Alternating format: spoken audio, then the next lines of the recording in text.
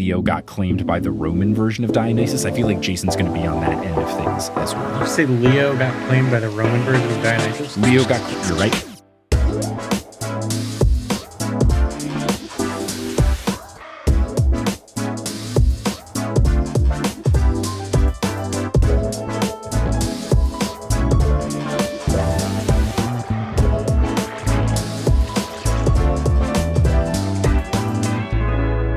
What's good? Thank you so much for tuning in to another episode of The Newest Olympian. My name is Mike Schubert. I'm the titular Newest Olympian. I'm a 32-year-old man who never read the Percy Jackson books as a kid. I've read them as an adult to determine that yes, society was sleeping on the PJO books, and now I've moved on to the HOO books to see if society has been sleeping on those as well.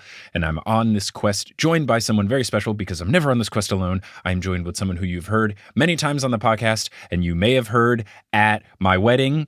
Given the best man speech, if you were at my wedding. It's Johnny Frohlichstein. Johnny, how's it going? It's going great. I presume a lot of your listeners were at your wedding, hiding in the bushes or whatever, right? At least to my knowledge, no. Aside from the fact that some of my close friends and family do listen to the podcast. Hello, Barb and Joel. Thank you for listening. But we did have to hire a security guy for the wedding. Did I tell you about this? No, you did not, which I think means they were doing a good job because I didn't notice them. So we did have to hire a security guy for the wedding just because there was a chance. And even we had put our wedding stuff on a private kind of website thing. Because for some people, you can just Google someone's name. If they use the Knot or something, you could just Google if we didn't make it private. It's a setting you can do on Zola or the Knot or whatever. But sometimes you could just search Mike Schubert, Kelly Beckman wedding, and it would have come up. So we still put it on private, but the place did just have a security guard in terms of they were oh, we offer this. Would you like to have someone there? And I was yeah, just in case. I've never had a weird listener, audience member interaction thing happen, but I was let's not find out that would be the case on the day of the wedding if someone figured out when it was. Yeah. And then when we got there, the security guy was an 85-year-old man. He wasn't going to do anything. But maybe he was a Mike Ehrmantraut from Breaking Bad style 85-year-old man who was sneaky strong. Unfortunately, I didn't tell you about the super secret Patreon that I launched for all of your listeners. And I hid them all in the bushes during the wedding and they all saw it. So sorry. And I made a lot of money from it. I would actually love it if you had gone the next step and it was an Ocean's 11 thing where all of the people working at the venue were actually secret people from your secret Patreon, and it's the classic Mission Impossible thing where they have the right outfit to go undetected and they're dropping off our parting gift breakfast tacos and stuff like that. That's so funny. Yeah, no, that's why there was a pile of bodies in the bathroom. I know you thought that was just your guess. I thought it was just a bit. Yeah. But anyway, we are, of course, here to discuss Percy Jackson, but in the form of the Heroes of Olympus series. Now, I know your history, but let's do it for the podcast. What is your history with the Heroes of Olympus series? So I had not read it as a kid, and I was at your apartment 3 months ago, and I saw the first one, and I was oh, I would love to read this. I don't really know anything about it. I know that there's a Prophecy of the Seven, whatever, would love to read it. So then I borrowed it. And then 2 days later, I came back to your apartment. And I was all right, can I have the next one, please? And we rinsed and repeated that until I was through with the series.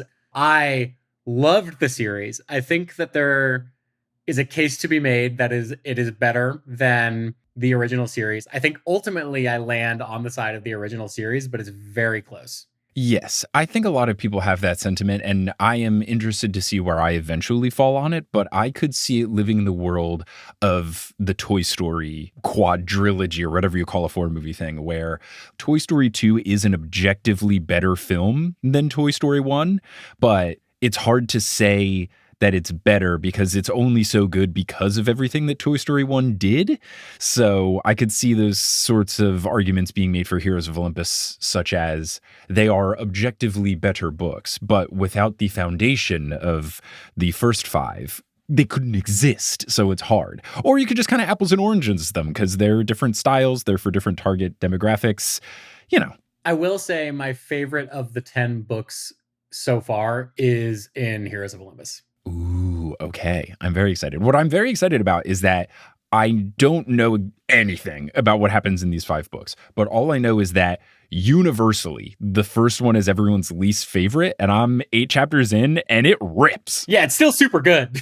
Yeah, so if this is the worst it's gonna get, I'm in for a great ride. Completely. But yeah, I know you absolutely devoured them. You were reading them for the first time while Kelly was doing her reread, and I know the two of you were throwing text messages back and forth and back and forth and back and forth. So I'm excited now to finally have you on the podcast for this era as we embark into new territory. So shall we continue that embarkment? Let's do it. Let's embark. Cool. So we are on chapter 7, which is just called Jason, where we last left our heroes. It was the Leo chapter, and he had just revealed that he has fire powers, which is pretty cool.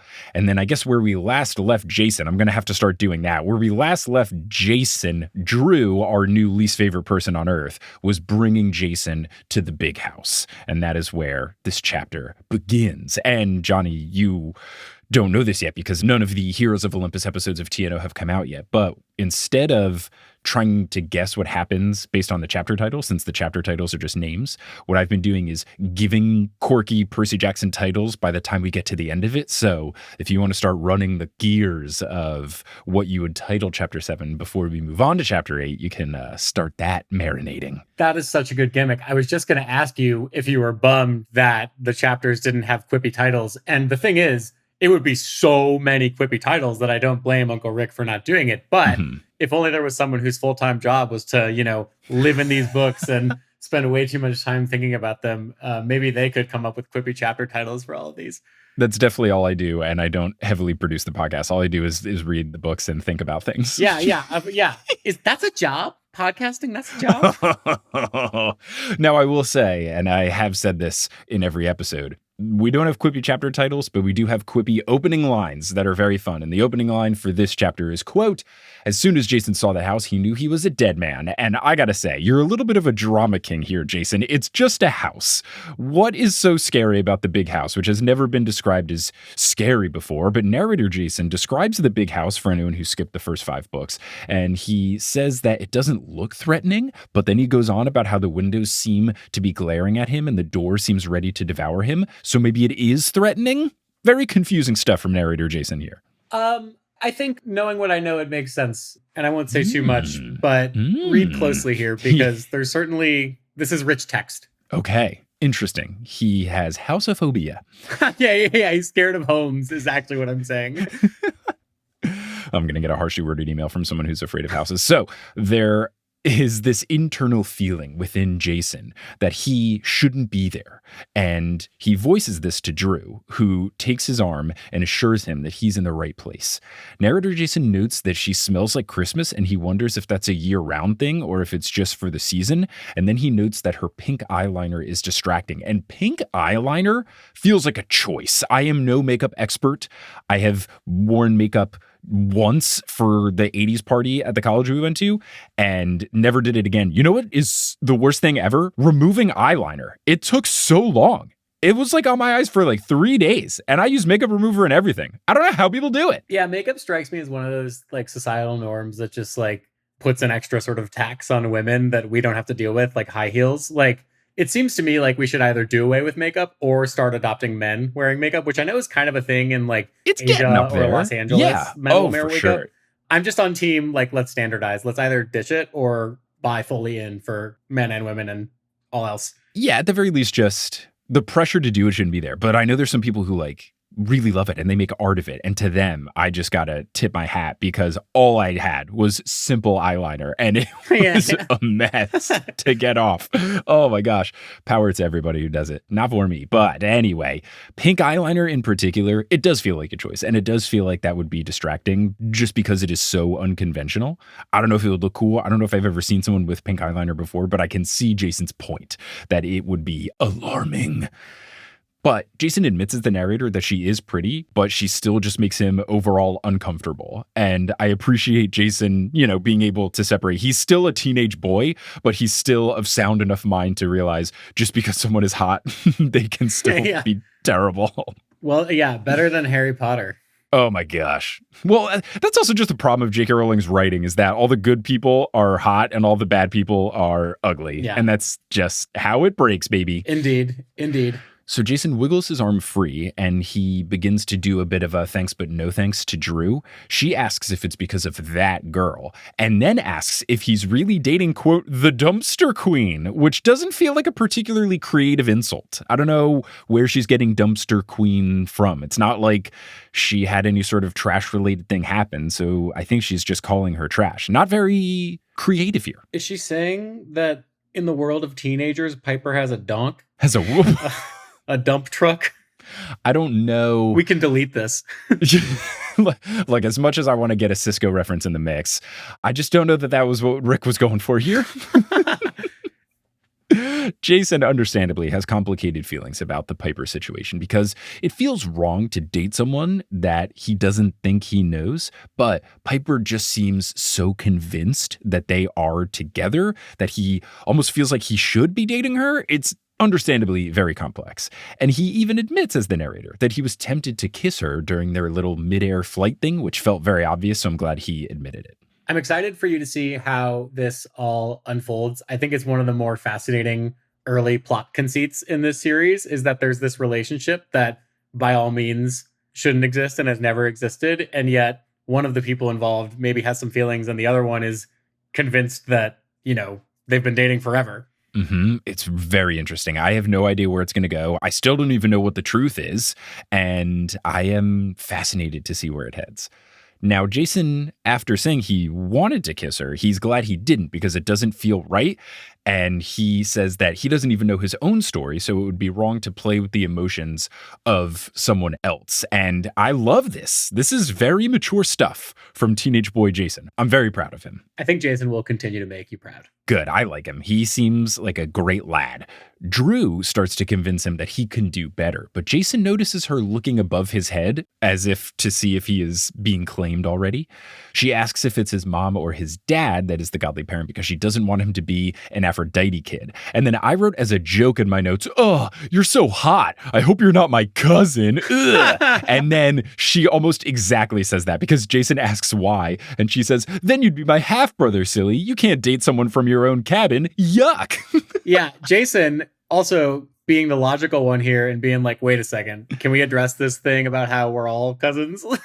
Yeah, this kind of felt like Rick recognizing that there might be some people new to the series that didn't read the first 5. So if we're going to talk about dating a lot, we got to establish what's weird and what's not weird. And I felt like this was a very natural way to do it. It's also a genius reason to make a character who has no idea what's going on and to do it in a different way that is the stereotypical character who doesn't know what's going on with Harry Potter and Percy Jackson, where you have the new person to the magical world, like such a trope. It's so fun what he's done with the Jason thing because you're still getting all of that without having someone be exactly in the same boat that Percy was 5 books ago. Right. It would feel tired that way. 100%. Completely agree. Jason says that he thought all the gods were related, so isn't everybody a cousin? And Drew says that only the mortal side matters, and I fully support this. If we're going to have a camp book with teens, we got to have relationships and we got to be able just to yada yada over the cousin thing. I fully am okay with them just being like, yeah, don't worry about it. Yes, let's not worry about it. So I have YouTube TV, which means I see a lot of commercials because I watch cable.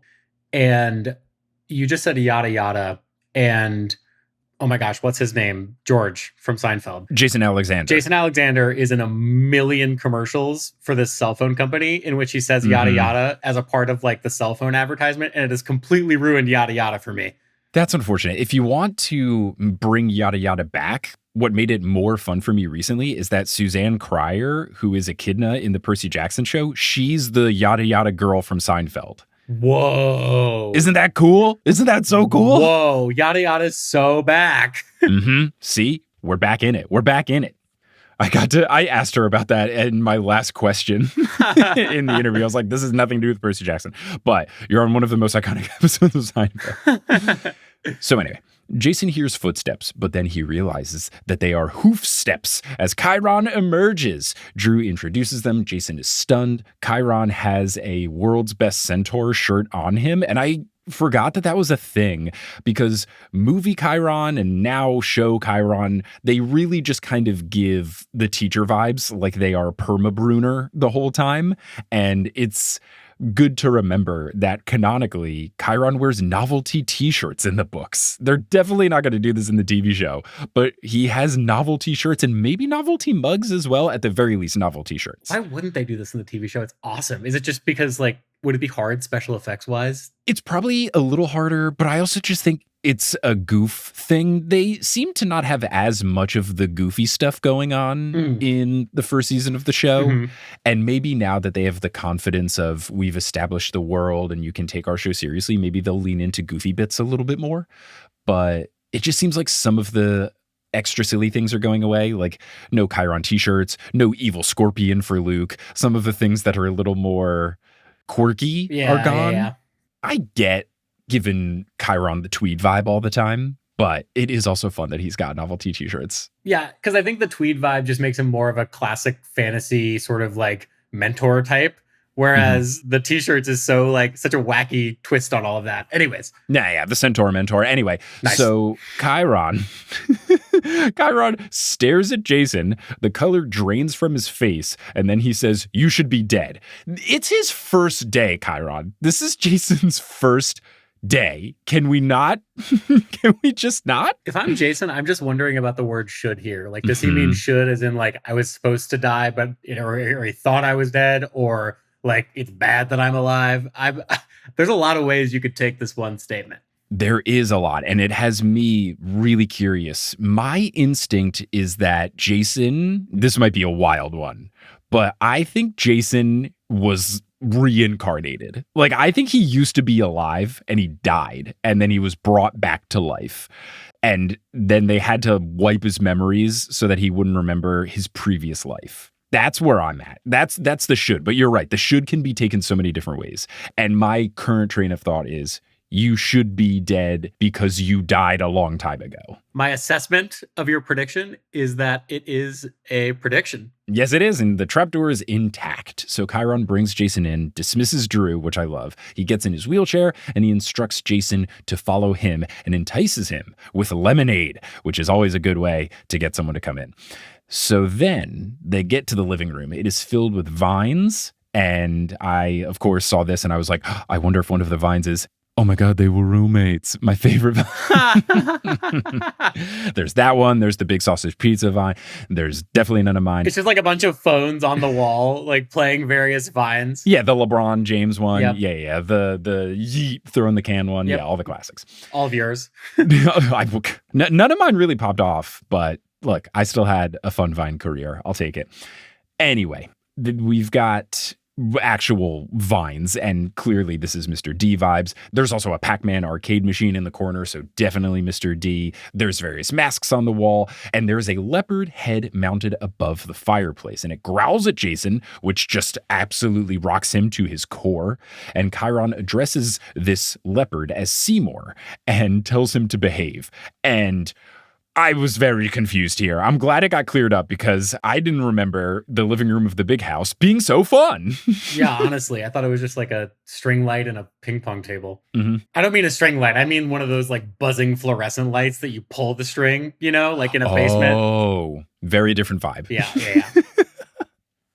So Chiron explains that all of this decor was a parting gift from the old camp director, Mr. D, and Jason knows that that means Dionysus. Seymour was found at a garage sale in Long Island because, of course, and because the leopard is the sacred animal of Dionysus, he gave it life. Jason asks where the food goes, if it's only ahead, and Chiron says best not to ask and calls for him to sit. Classic Chiron. I love it. I absolutely love this. And it's so good and so fun to see Chiron back in his element.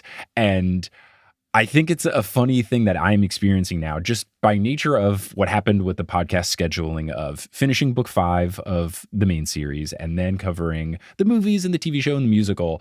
It had been a couple of months in between reading books. So I feel like this is the first time I've ever actually had the feeling that most readers did, where they had to wait in between books. And I'm just so elated reading the things that I have been waiting for, just like these classic things. And I'm sure the traditional reader, when they were reading this, especially as a kid, was thinking, oh, I can't wait to see Percy fight stuff. I can't wait to see Annabeth be smart. And me, I'm like, I can't wait to see Chiron deflect and dodge questions. So it's so perfect. When I was reading this, like the timeline of when I read this book was after most of TNO had already come out for the main series. Mm-hmm. And so when I was reading this chapter and I got to the part where Chiron says better not to ask, I was like, I have to do this episode. It's so perfect. It's so great. And of course, it just raises more questions by him saying it that way. But we get to Chiron's opening line for this conversation. And he says, quote, so Jason, would you mind telling me where you're from? And the surrounded by M dashes, incredible. Chiron is in full form already. I absolutely love it. M dash, underrated punctuation. N dash and M dash. The N dash, super underrated because people don't realize that that's what you have to do when you do number ages, like 1 to 2. Even the title of this episode, 7 to 8, you got to use that middle-sized one in between the hyphen and the M dash. I didn't know that. Jason says he wishes he knew where he was from. He then tells the whole story of the Lost Hero chapters 1 through 6 because Chiron hasn't been keeping up. Chiron then opens the floor for questions, and Jason says he only has one question. What did he mean by saying that he should be dead? And Chiron asks if Jason really doesn't know what the color of his shirt means or what the marks on his arm mean, and Jason reiterates that he knows zilch. So Chiron, of course, rather than answer the question, he asks Jason if he knows what's going on now, and Jason explains who Chiron is, what's up with the gods, and he even knows about the moving civilization thing. And then Chiron's voice changes, and the narrator notes this, and the reader can note this as well because the text becomes italic, which means they're speaking in another language. So I was wondering, have they switched to ancient Greek? Chiron, in this other language, thinks that Jason has already been claimed, and then Jason realizes the language thing is going on, and it's not Greek, it's Latin! Did you know I took it in high school? I was going to ask you if you had a history with Latin. So Chiron is impressed, as no one can speak it fluently without practice, and I would know. I was going to say, Chiron would be impressed with you, too. He'd be disappointed that I only took 3 years and not the full 4. But 4th year of Latin wasn't offered as an advanced course, meaning it would have lowered my GPA if I took Latin my senior year. So I didn't take it because I'm such a nerd. I had over a 100 grade point average. Ooh. Big nerd over here. Chiron says that he taught Jason's namesake, the OG Jason, and he says that some heroes have happy endings, but he fears that this Jason's presence is a potential disaster. Chiron admits that it was foolish for him to think that he could retire after Percy. Jason asks, can we revisit the whole you said that I was supposed to be dead thing? And Chiron says that he swore on the river Styx and all things sacred, which is a new elevation of swearing on the river Styx, at least to my knowledge. He swore that he would not share the information. But Jason being here violates that same oath, Chiron says, so he's confused. The whole swearing on the river Styx and all things sacred really gives me like Infinity +1 vibes. Yeah. Like the river Styx is supposed to be the thing, the top thing. There's not supposed to be a thing above that. What are the other sacred things? Agreed. But then suddenly, everything freezes around Jason as if time has stopped, and I wrote, no, Kronos! But Jason hears a voice call his name, so he busts out Fliptide, his coin sword, and Mist... It's pretty good, right? A+, no notes. We still haven't got a name for it, but I think Fliptide would be perfect. Mist spills out of Seymour's mouth, and it forms a woman in black robes and a goatskin coat. Jason doesn't know how he knows about the coat, but he knows that it's important, and the fact that it's goatskin is important as well. She tells Jason to lower his sword since she is his patron. Jason asks who she is. She says she has limited time as her prison grows stronger by the hour. It took loads of time and magic energy to bring Jason here, and this may be the last time that she can speak to him.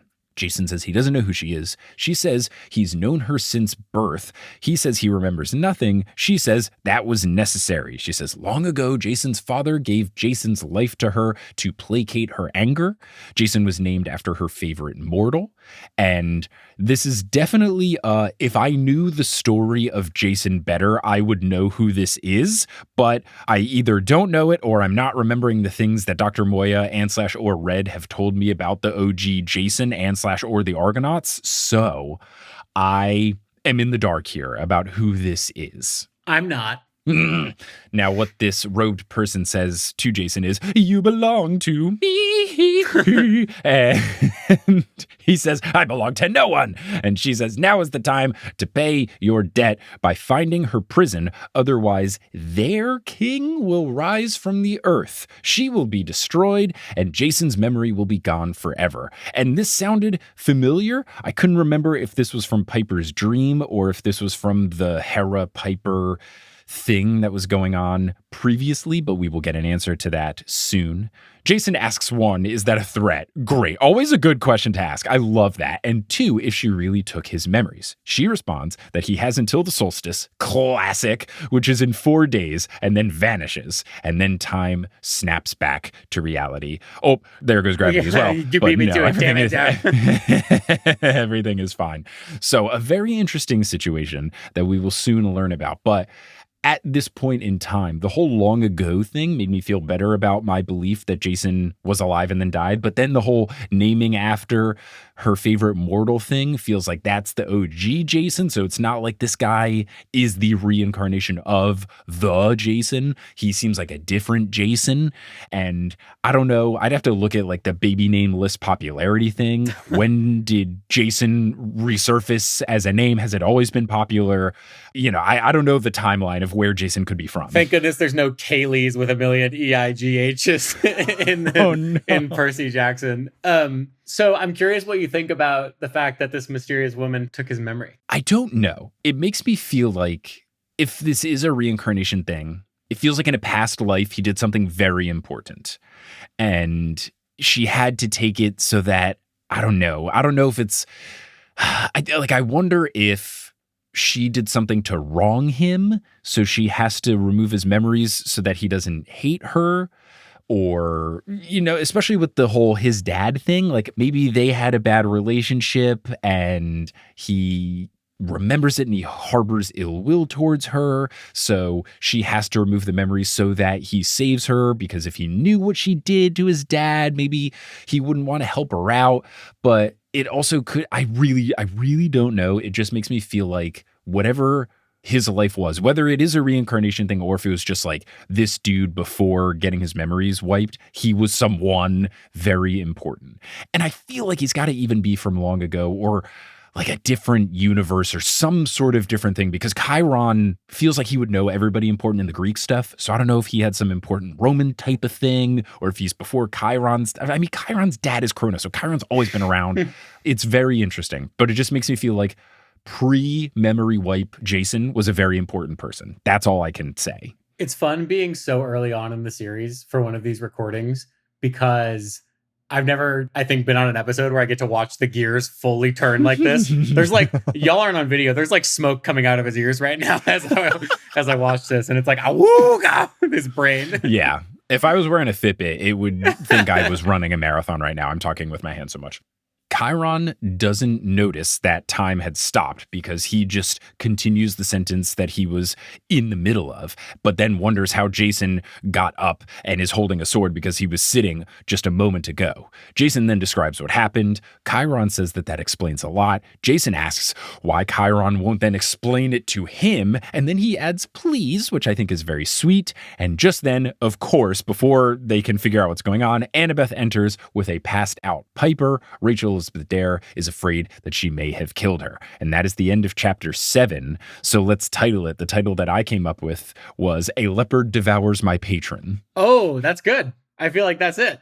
Okay. I was just going to ask you, I mean, clearly Chiron paid Annabeth and Rachel Elizabeth Dare to be waiting on the outside to run in at the most inopportune moment, right? Oh, 100%. 100%. I like your title. I have no edits. Cool.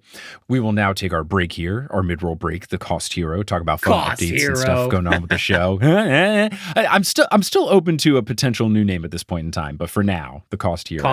Lost De Niro. Then we will come back to discuss Chapter 8. Hello and welcome to The Lost Euro. We are here to discuss updates with the podcast and stuff like that. So let's discuss updates with the podcast and stuff like that. If you haven't heard, we've got new live shows on the docket. We have things coming up in the not so distant future. Stuff's coming up soon. We're going to be in the Pacific Northwest in July, Seattle, Washington on July 3rd, Vancouver, BC on July 8th. I'll also be at LeakyCon July 5th through 7th in Portland, Oregon. And then not too far from the PNW over in the Bay in August 3rd in Berkeley. And then down in the Southeast US, we're going to be in Nashville on August 24th and Atlanta on August 25th. You can get tickets to all those shows at thenewsolympian.com/live. And I'm working on other show dates, and the tickets should be coming up soon. That's looking like it'll be a late October run for New Orleans, Dallas, and Houston. Also, we've got DC, New York, Philly, Toronto, and Boston on the docket for later in the year. So just stay tuned. You can follow the Noose Olympian on social media or at Noose Olympian on Twitter and Instagram to make sure you don't miss any of that fun stuff. So we've got some shows coming up soon. I'm excited to get back out there. If it wasn't abundantly clear, I took a break from touring because of the child that Kelly and I now have. That's why there was a break in the shows. And I'm excited to get back out there as well. But I'm also excited having a new little girl. I double checked with Kelly to make sure she was cool about me letting the world know. But yes, a couple of folks have asked, and our new baby is a little girl. Now, we're still keeping that name and photo private, but there's a little nugget of information for you about the little one. So thank you to everyone again who said such nice things and sent any sort of words of congratulations or parental advice. I'll take the unsolicited advice. It is now officially solicited, but no, seriously, thank you. Everyone has been so kind and nice, and I'm happy that I've still been able to get episodes out relatively quickly and relatively early. This is going to be the second time in a row where if you listen to the show on Patreon, if you are one of our patrons for TNO, you'll get access to the episode on Friday. Just because I've been staying up late making sure the kid is still alive, I've been able to get some podcasting work done, and I've actually been weirdly more efficient, ?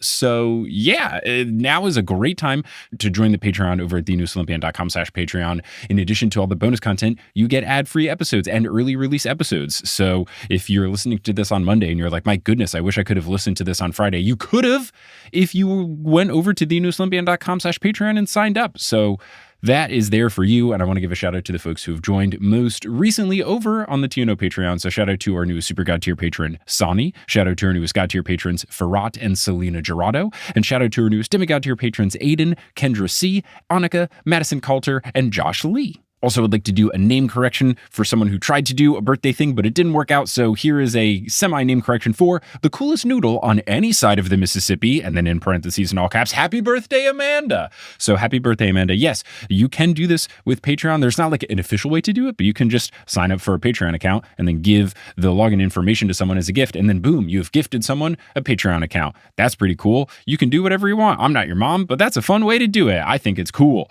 So thank you all so much for your support. May Melanoe bless you that if you ever need to take revenge, you can do it. I've been playing a lot of Hades 2, the video game, guys. You have not heard it yet because I've recorded a bunch of these ahead of time, but you better believe once I record an episode post Hades 2, the video game era of my life, I'm going to get those references in big time, baby. One quick thing about this episode, after the break, there's a point where Johnny and I will talk about New York City and at what point East Streets become West Streets. I looked it up and it's at 5th Avenue. On the east side of 5th, things are labeled as East Streets, and on the west side of 5th, things are labeled as West Streets. So that is the answer to that question that we wondered aloud in the recording. Now, if you are all caught up on the Noose Olympian and you're looking for some new content to consume, I make a whole bunch of podcasts, and I think you would like some of the other shows that I make. One of the ones I think you would really enjoy is Horse, and now is the perfect time to listen to Horse because we are in a fun time here in basketball world where the NBA playoffs are going on and the WNBA season just started. It is the best time to follow basketball, and if you want to get caught up and understand what's going on in these leagues, understand the drama, the outside of basketball stuff, we are putting up an interview today, if you're listening to this on Monday, Monday, where we talk with Madeline Hill, who runs a blog that is basically if ESPN met Bravo. So it's the perfect crossover. We do fun interviews like that from time to time, and it's just a really fun way to discuss a sport at an entry-level, no gatekeeping way. So whether you're a super fan or you have no idea what a basketball is, you can follow Horse. You can listen to it wherever you get your podcasts by searching for Horse or going to our website, horsehoops.com. Now, unless you are listening on Patreon, where you get ad-free episodes, this is the point where you will hear some words from sponsors who make it feasible for me to be a full-time podcaster. Some of them will be read by me, such as me talking about our partnership with independent small coffee business Straight River Coffee, about the TNO coffee and a clues roast, as well as one of our newer sponsors, Pretty Litter, smart cat litter if you've got a cat. And some of the ads won't be read by me. Those are inserted locally. So if you live in Guatemala, don't be surprised if you hear an ad in Spanish. Once those ads are complete, we'll get back to this episode of the News Olympian.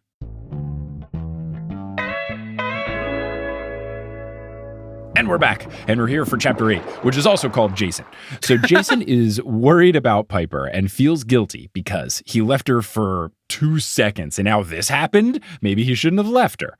Chiron asks what went down. Rachel Elizabeth Dare explains, noting that she blacked out when the voice came through her, and it felt different than when she gives a prophecy. Felt like a long distance sort of thing going through her, as opposed to the prophecies which come from within.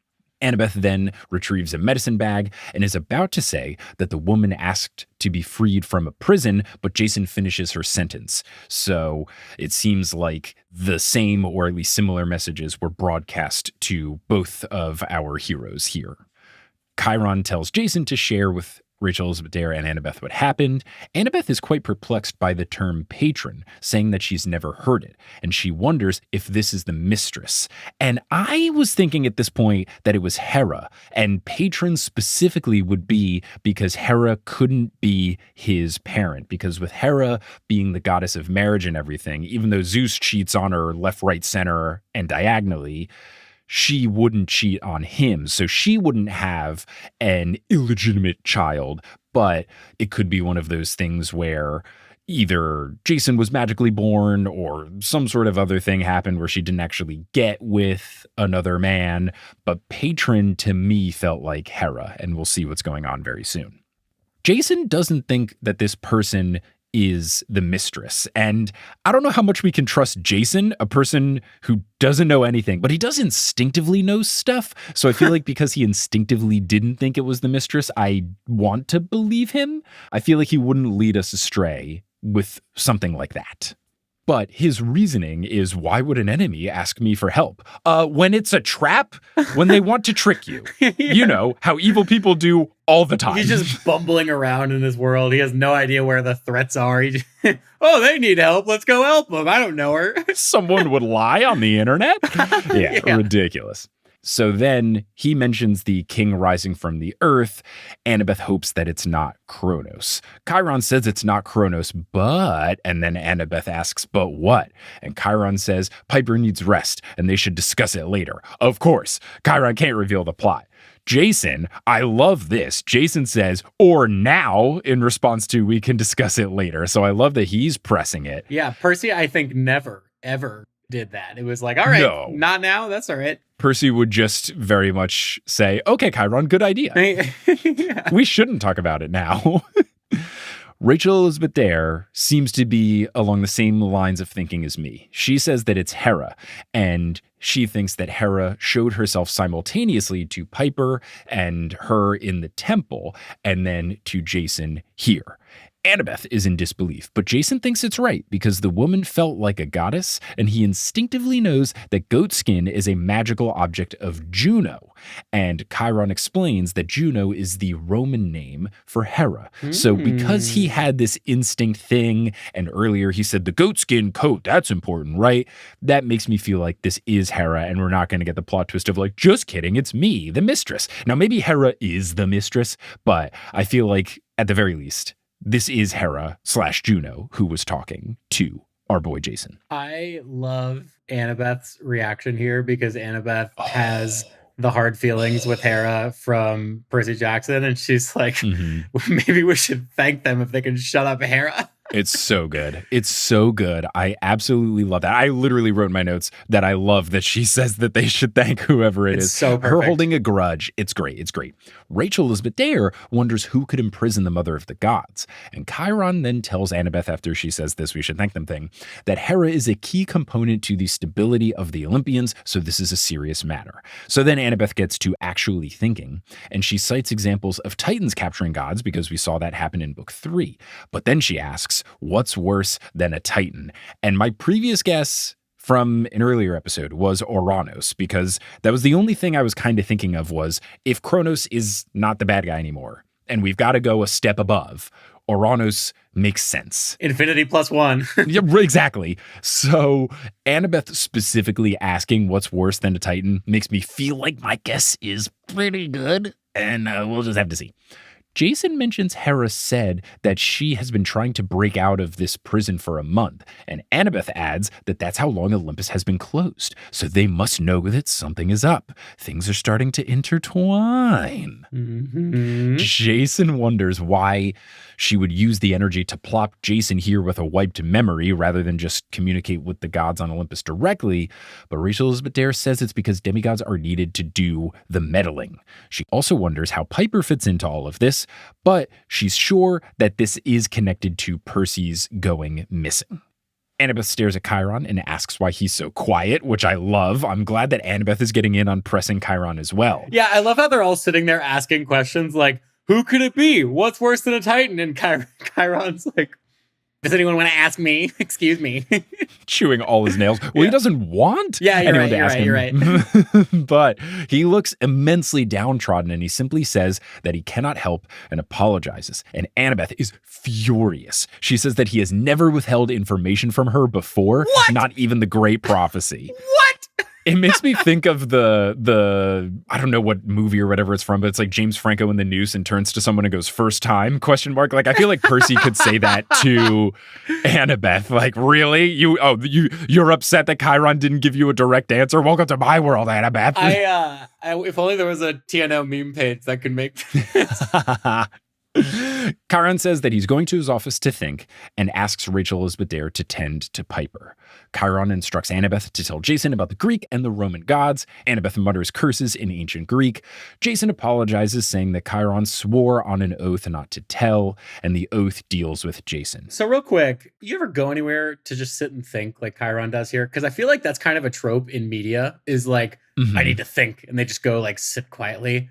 Seldom do I sit quietly and think. If I'm thinking, I'm typically talking. I feel like I don't necessarily have dedicated, I have to stop what I'm doing and think situations, but I will have times when I am deep in thought about stuff. Like I'll kind of park it, like I got to think about this later, and I'll think about it when I am walking to the grocery store or in the shower. I feel like those are two big, like, I got to think about this sort of things, because there are two things that I can very much do on autopilot, and then I can think about whatever I got to think about. So I don't know that I sit and think, but I will do like mindless tasks like washing the dishes and think. Maybe this is why people journal, is because that's just them sitting and thinking. Maybe I should journal. Maybe that would be nice. Give it a shot. Why not? Or walk to the grocery store. You ever journal? I don't journal, but I do podcast. So you journal with your mouth for people to listen to. Yeah. What's the good of a journal? You're going to write all this stuff and then nobody's going to read it? Come on. Come on. Except for your granddaughter when you're long gone. Except for your little brother when he finds the key under your pillow. Yeah. Unless you get whatever that voice-activated journal diary thing. Remember, I don't know if that was before your time. It was like the voice password thing so that your little brother couldn't read your diary and be like, I think Ricardo's cute. Oh, and then little brother's going to tell Ricardo that you think he's cute? Yeah. Okay, I'm never journaling. You're right. Terrible idea. So Annabeth is calculating, and then here's the one good thing about journaling is that if you ever become super famous, some museum will find your journal and then they'll do a whole exhibit. That's my favorite thing about certain super duper famous artists like Picasso or Da Vinci. Their equivalent of like drawing on a napkin from an airplane or, on a hotel bedside notepad is framed in a museum for the rest of eternity. Yeah. And this is just some doodle that some guy did. And they're like, well, Picasso did it. In the North American Podcast Museum, that'll get built eventually. Your journal pages can be in there. No, but instead it'll be my voice memos of cool ideas that I've had that I don't do anything with. Or someone will like find I have like at least 400 notes on my notes app from just ever since I've had an iPod Touch, just like anything I thought of for all the things that are never going to become successful stand-up bits and stuff. Yeah. I have so many just of like things that maybe could be funny. Here's a specific New York one. One Vanderbilt is he hot or is he tall of buildings? That's nice. That's good. That's good. Right? Okay. Hear me out. Patreon episode where we just like trade unfinished bits that we've never done. Yeah. I mean, that would also be good because then I could go through all my old notes on my notes app and delete the ones that are unuseful. And then I can compile all of the things that could maybe become stand-up bits. If you did have a journal and if there was a podcast museum, the journal page that would be displayed in your exhibit in the podcast museum would say, I have a crush on this girl, Kelly. I'm going to start a podcast. My scheme, my machinations. Anyway, Percy Jackson. So Annabeth is calculating and then notices Jason's sword. She asks if it's gold and if he remembers where he got it. And Jason says, oh, that's going to be a no from me, dog. Annabeth says if Chiron won't help, maybe cabin 15 will. And says that it could help get Jason's memory back. So they go, and I'm excited because we haven't figured out what cabin 15 is yet. This is a new cabin. And it looks like an old prairie house with mud walls and crimson poppies outside. And it's the Hypnos cabin. How fun! I didn't know if he would be important enough to get a cabin, but obviously I know stuff about Hypnos because he's in Hades, the video game. We stan the minor gods. Yeah, I'm all about it. I'm so excited to learn what all the rest of the cabins are.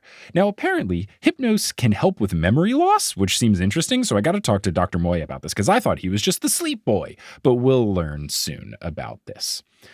So inside cabin 15, we've got sleeping kids, a fire in a hearth, and a tree dripping white liquid into bowls.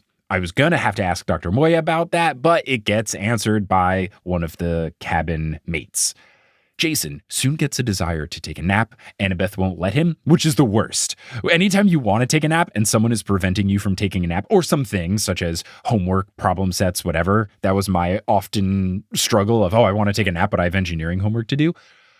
It's just, man, nothing's worse than someone preventing you from napping, you know? It's a horrible feeling because, like, if someone's preventing you from napping, that means you're trying to nap or want to nap, and being deprived of that is like on par of being deprived with like water when you're thirsty. It's just brutal. Right, because if you need to take a nap, you are super duper tired and you have something to do later. Yeah. So it is imperative that you go to sleep now. Yep.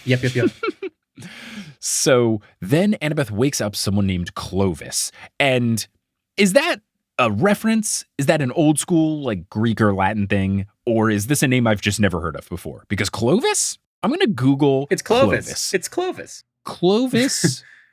It's a city, apparently, and Clovis was a king. Clovis was the first king of the Franks to unite all of the Frankish tribes under one ruler, changing the form of leadership from a group of petty kings to rule by a single king and ensuring that the kingship was passed on to his heirs. That's what Wikipedia says. So maybe there's some sort of inspiration. Maybe Dr. Moya can tell me what's up there. But we've got a Clovis, and it's an interesting name. Shout out to all the Clovises. If you're named Clovis, hi. Clovi. Clovi is the plural. Oh, sorry. Thank you. Yeah, for all the Clovi out there, feel free to shoot me an email. So Clovis says, I was sleeping. And Annabeth says, you're always sleeping. And then Clovis says, good night. And then Annabeth yanks his pillow away. Loving it. Kind of a one-trick pony, Clovis. We'll see that he's actually pretty nifty. She explains Jason's problem. Clovis puts Jason to sleep for a few minutes. And when Jason awakes, Annabeth says that it was a tense few minutes. Clovis says that memories are usually lost for a good reason, but whatever is at play is too powerful just for a sleep. So apparently if you could go to sleep, you might be able to find the memories or Clovis can bring them out of you, whatever. But this is something more intense than that. Annabeth asks if it was the river Lethe that did this, and Clovis says no, and Jason goes, Lethe? And Clovis explains that the tree in the cabin was dipped in the river Lethe. So that explains what's going on there. That particular tree is one of the symbols of Hypnos. Annabeth then makes a reference to the Bob the Titan story from Demigod the Files, Demigod right? Files, Yeah. which is fun. And Clovis says that Jason's memories weren't wiped or buried. They were stolen by a god. Bum, bum, bum. The lost hero, more like the stolen memories. Jason suspects Juno. Annabeth says, oh, he means Hera, and this gets Clovis thinking. He does begin to fall asleep, and Annabeth has to wake him, and he goes, what? We were talking about pillows, right? No, gods. I remember. Greek and Roman. Sure, could be important. And I relate to this so hard, because I am someone that is very quick to sleep. I used to fall asleep in class all the time, and I was even voted most likely to fall asleep in class by my mechanical engineering classmates at our senior end-of-year graduation celebration thing. So when you and I traveled together in college in Europe, I distinctly remember, like, mid-conversation with you, like, it seemed like you were completely awake, and then all of a sudden you were like, oh yeah, totally. Like, it was quite impressive. I did that accidentally to Kelly once. The first time that we had hung out in like an overnight setting, we were splitting. Hung out in an overnight setting? Is that what the kids are calling it these days? I mean, it was like a group thing. We were splitting a Airbnb.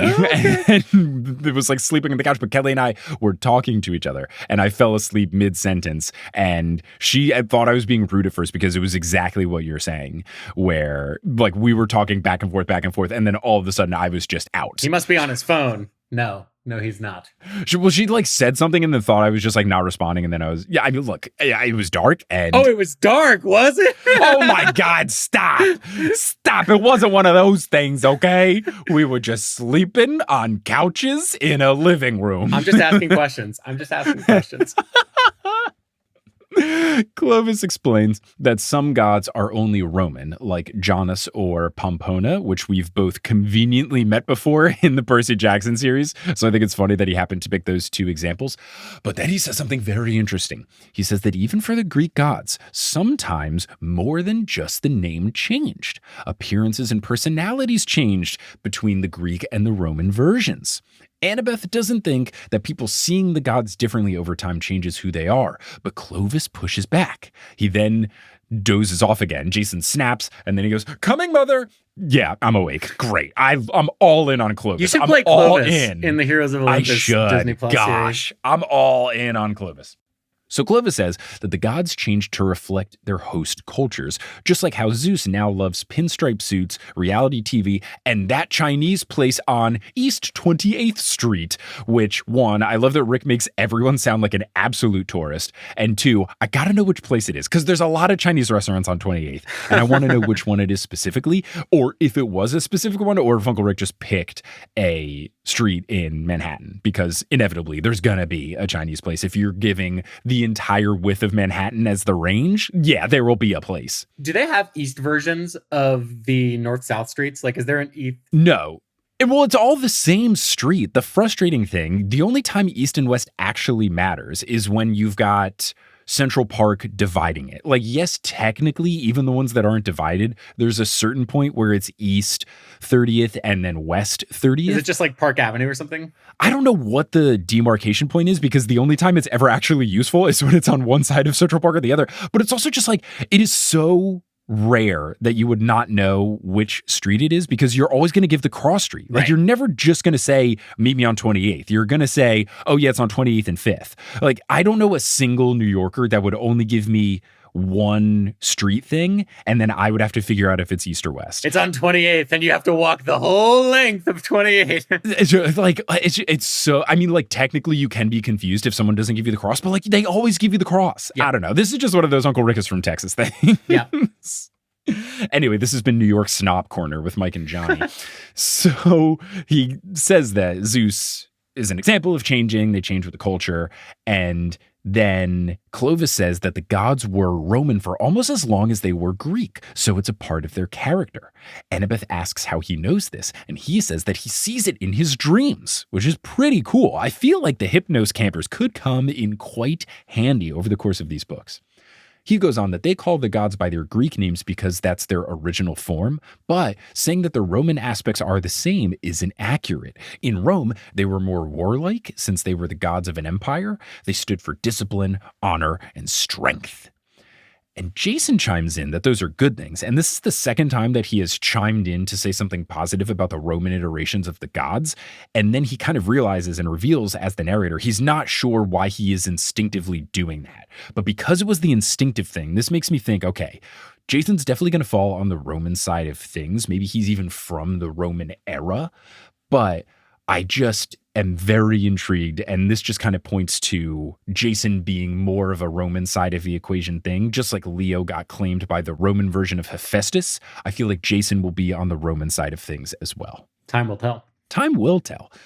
Oh, but that's another interesting thing because they said that he was named after her favorite mortal. So that does kind of track of that Jason would have been the Greek era, but then this Jason could have come in the Roman era and then he could have died and then he could have been brought back. What does the barcode mean? So many things. So many things. The barcode tripped me out for a long time. Yeah, look, cool tattoo though. Kind of cool. I wonder what he scans. Like if you scan, how much does Jason cost? Be pretty funny. Now, Jason adds that, wasn't discipline what allowed Rome to endure? And Clovis says, yeah, sure, but the Roman gods weren't necessarily friendly. He cites his dad as an example. As the Greek version, Hypnos, he just slept a bunch. As the Roman version, Somnus, he killed people who were not attentive at their jobs. You know who would have been dead? Mike Schubert, the engineer. I used to fall asleep in meetings regularly. Not Mike Schubert, the podcaster, though. Can confirm you have not yet fallen asleep during this recording. I'm very attentive. The key thing is I like my job now and I don't have a lot of meetings. Well, I don't like my job and I do have a lot of meetings. So maybe somnus is going to be coming for me one of these days. But do you doze off during the meetings? I used to. It was like a problem. I would get like reprimanded by the people. And it's not like, it wasn't even if I was tired. My brain just, when I don't have to be an active participant in something, it's just like, oh, you should go to sleep now. And that's just why I fall asleep so quickly on public transit and in classes and in my old job and stuff. I mean, I work for a megacorp and they have a lot of like company all hands and stuff. And so I've definitely dozed off in the middle of like a, no cameras on kind of like 500 people on the call situation. Oh, you gotta love a Zoom where you can turn off your camera, turn off your microphone, and nobody knows what's going on. Yeah. I'm not doing dishes. Yeah, I was gonna say, you just gotta have your earbuds in while you do the dishes so that if they say Johnny, you can run back to unmute and be like, yeah, no, I got that. Yeah, exactly. Oh, and then especially if the meeting's recorded, you don't got to do anything. I'm totally going to go watch that recording later. Has anyone ever watched a recorded Zoom meeting? Yeah, no, they do it for like trainings and stuff when you don't want to give the training again. Yeah, okay, whatever. Gotcha. Anyway. Percy Jackson. So seems like the Roman versions might be a little more intense at times. And continuing this example, Clovis says that Somnus killed the helmsman of Aeneas when they were sailing up from Troy. Gotta talk to Dr. Moy about this. This sounds intense. Why wouldn't they kill the helmsman after they sailed from Troy? It feels like not having a helmsman during the voyage would not be a good situation. Maybe that was the point. Maybe it was, you fell asleep. How dare you? You have to die. Good luck getting home now. You don't have any helmsmen. No one's going to helm your things. Who's gonna say hard to starboard and spin the wheel really fast like Jeffrey Rush? Who's going to do all that important helming? Come on. These helms aren't going to helm themselves. Helm yourself. I've been on a boat, yeah. So Annabeth asks what this has to do with Jason. Clovis says that if Hera took his memories, only Hera can give them back. Them the rules. Classic Hera rules. Clovis says you would hope to meet her in a Hera mood and not a Juno mood. So feels like Roman version of Hera is a bit more brutal. So I don't know. I still don't know. What I had said, I believe last episode, was that Hera's in the position where she's either going to be the good guy or the bad guy. She's either someone we have to trust and love, or she's the main villain or a key cog in villainy, and there's no in between. I don't feel like we're gonna have previous Hera where it's like she's one of the Olympians and she's good but she also kind of sucks. Like, we're getting one end of the spectrum Hera. I don't know which end quite yet, but we're getting one. Okay, if I made you pick today, which one would you guess? You don't have, it doesn't have to be informed. I'm just curious. I want evil Hera, but I don't think we're getting it. I would love evil Hera because I think it's more interesting, but I just feel like the ramifications of one of the Olympic gods being like fully turned is bad. We could maybe have an Ares to Kronos situation where Hera is temporarily evil to Ouranos, but I don't think we're going to get, the main villain across these 5 books is Hera. But I do think the more interesting thing is evil Hera. That being said, it's still interesting if Hera is good, because going into this book, we didn't like Hera. Hera was annoying in book 4 and mean to Annabeth ever since. And we don't like Hera, so if we have to come to grips and begrudgingly like her now, I still think it's interesting. But I'm just, the prospect of evil Hera is, so your prediction tasty. Is you would love evil Hera, but you don't think it's evil Hera, and you definitely don't think it's big bad Hera. I don't think it's big bad Hera. I would prefer evil Hera. My guess would not be that, though. My guess would be someone has captured Hera. And Hera's actually good, and we're going to learn the importance of Hera, kind of like Chiron said. Because the only thing that Chiron said was that Hera is important to the stability of Olympus. And he knows exactly what's going on, and he didn't say anything else. So that makes me lean towards Hera is good, and we have to recognize that she's good, since going into this book, we were like, Hera, who needs her? I barely know her. Right, yeah. Hera, I barely know her.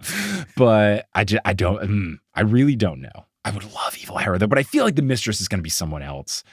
Unless the only other thing, and Clovis has like opened this door, if there is like a split personality thing where Hera is good and then Juno is the mistress, like that could be something. And I don't know how that would happen, but it was just like, their 2 personalities were so different that they split into 2 versions, like the Greek interpretation was so different from the Roman interpretation that they formed different gods. Like maybe that, but I don't know.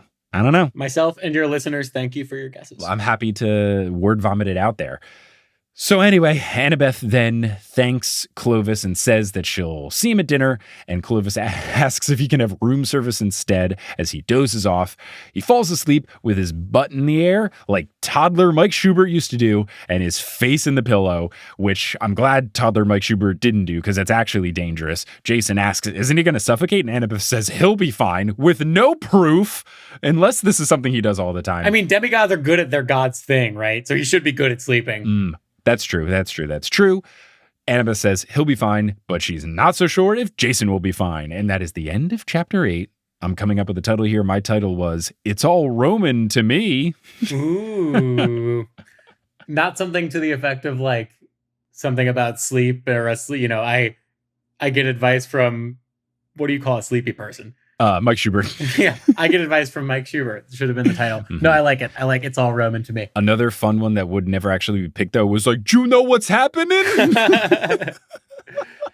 But that is the end of chapter 8. That is the end of this episode. Johnny, thank you so much for taking the time. This was a delight. This was fun. I'm glad you got to be here for an early episode so I could just throw 5 million various prediction-related thoughts into the air, and you could just smile and keep that trapdoor intact. But is there anything you want to promote to the folks at home? Anything you want to shout out before we wrap up here? I have this friend who has a bunch of podcasts named Mike Schubert. You should listen to his podcasts because they're really fun. That's very kind of you. Thank you very much. I appreciate that. No, I don't know if you've promoted your most recent appearance on Meddling Adults with the Dara O'Brien. That's right. Check out Mike Schubert's Meddling Adults, in which I competed against someone who is orders of magnitude more famous than I. Like probably 7 million times as famous as me in terms of the number of people that I just know in my life. Or the fact that he probably has 7 million Twitter followers and you have 1. Yeah. No, I deleted Twitter again. I'm over it. Yo, you deleted the secret one where I was your only follower. I deleted the super secret Twitter that you were my only follower. I got Twitter back so that I could follow baseball accounts, and then it devolved into me not following baseball accounts. And I said, this is not additive to my life. So I got rid of Twitter. But listen to that episode with the man who is at least 7 million times as famous as I, because he's really funny and I'm along for the ride. It was a good time. It was a very good time. What a lad. Well, Johnny, thank you so much for joining. Listeners, thank you so much for listening. And until next time, when I guess we see what Piper's up to, it would be funny if the next 2 chapters were just like blank because she's just still passed out and then we move on to Leo. But we'll see what's going on with Piper next time. But until then, I'll pursue you later. Bye.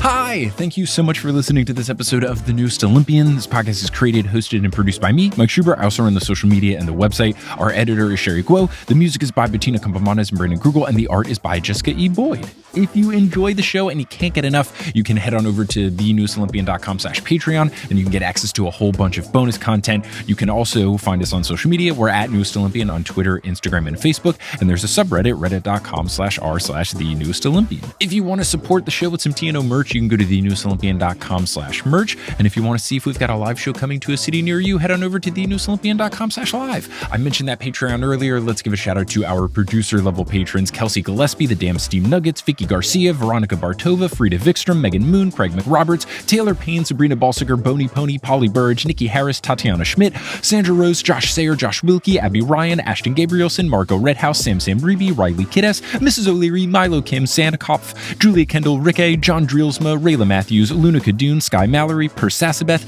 Aiden Parziani, Biggest Tyson Fan, King Bastion, One Damn Distraction coming up, Ginger Spurs Boy, A Cup of Solace, Meg Roy, Olivia Krinicki, Bradamus Prime, Kibo Guy, Skylar Sisters, Demigod Nurse, Zachary Hamilton, Scott Sheldon, Sophie, Natanya Page, Ann M. Thayer Cohen, Finley McLeod, Sarah Elise Arnson, Bella, Hayden Neal, Percy Jackson, and Han Haley Hingelheimer Schmidt. If you want to support the show in a non-monetary way, word of mouth helps the podcast so much. Whether you reach out to someone directly and say, hey, there's this podcast called The Newest Olympian. It's about Percy Jackson. I think you would really like it. Whether that person is a Percy Jackson superfan or someone you're trying to convince to get into the books. You can also just talk about the show on social media. That helps. You could even just leave a rating and review on whatever podcasting app you're using. All of these things really help. I appreciate everyone who has already done so, and I appreciate anyone who will do so in the future. But I'm just so thankful that you tuned into this episode, and I hope you tune into our next episode where we will be joined by Sequoia Simone to discuss chapters 9 and 10 of The Lost Hero. But until then, I'll see you later.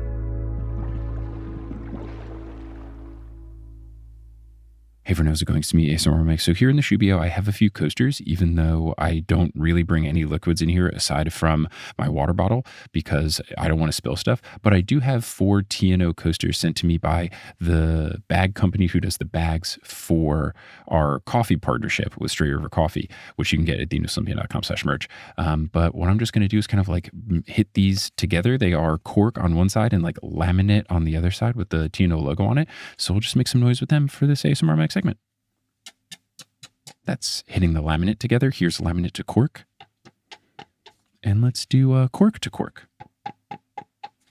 I wonder how that will sound, especially because I have a new audio cleanup software I upgraded recently. So who's to say how well that came out? But thank you all so much for listening.